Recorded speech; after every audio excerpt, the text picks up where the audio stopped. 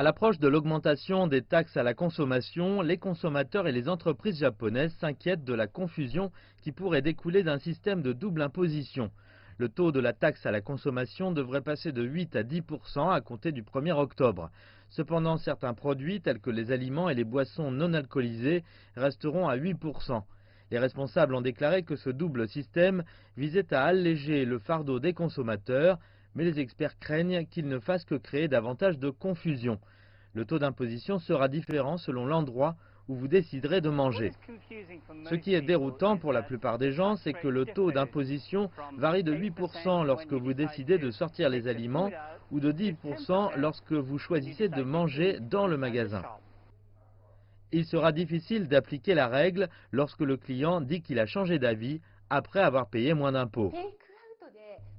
Ce système de taxation à 8 et 10% sera source de confusion, non seulement pour les consommateurs, mais également pour les commerçants. Afin d'éviter toute confusion, McDonald's Japon a annoncé que ses prix TTC seraient les mêmes que le client mange ou non. La confiance des consommateurs est un autre sujet de préoccupation lié à la hausse des taxes à la consommation. La précédente hausse des impôts en 2014 avait entraîné une chute des dépenses après la hausse, ce qui avait entraîné la récession économique. L'impact sur un ménage japonais moyen sera d'environ 3 à 4 000 yens par mois. Je ne pense pas que cela réduira beaucoup les dépenses des ménages cette fois-ci.